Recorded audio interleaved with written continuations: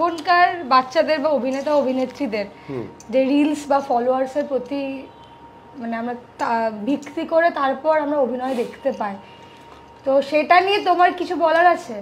Follower বেশি থাকলেই তারা অভিনয়ে দক্ষতা মানে সে পটু। উইম ওয়েন্ডার্স কিছুদিন আগে কলকাতায় এসেছিলেন, একটা খুব গুরুত্বপূর্ণ কথা বলেছেন যে consuming is the only enemy of storytelling. আমার যেটুকু বলার এই বাক্যের মধ্যে দিয়ে আমি বলে দিলাম, তাহলেও আমি এইটুকু বলবো যে সমাজ মাধ্যম সোশ্যাল মিডিয়া যে ভালো দিকগুলো আছে সেগুলোর ওপর নির্ভরশীল না হয়েও সেটাকে ব্যবহার করে এগিয়ে যেতে কোনো অসুবিধে নেই।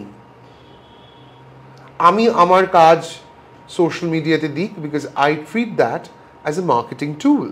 আমার মনে হয় আমি যখন সমাজ মাধ্যমে ফেসবুকে বা ইনস্টাগ্রামে কোনো পোস্ট করি, তার একটা দিক যেমন বিপণন, তেমনি আমার আমার আমার কাজটার প্রসার হতে পারে। কিন্তু কোথাও যদি সমাজ মাধ্যম আমার নির্ণায়ক হয়ে ওঠে,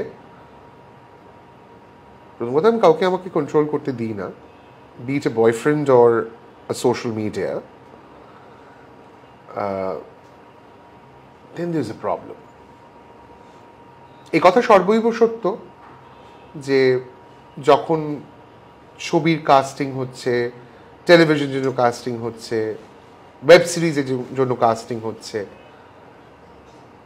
এ আমি একদম চোখের সামনে দেখেছি।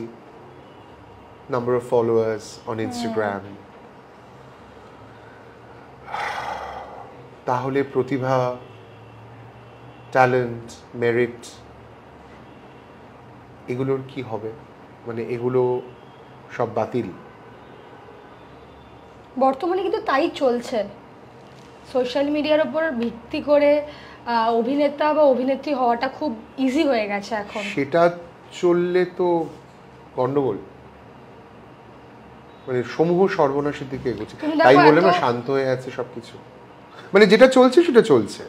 হ্যাঁ, মানে এটা মানে আমরা কেউ কোনো কিছু বদলাবো না, যা চলছে সেটা চলছে, মেনে নিয়েছি, এইভাবেই গড্ডলিকায় প্রবাহে গায়ে ভাসাবো।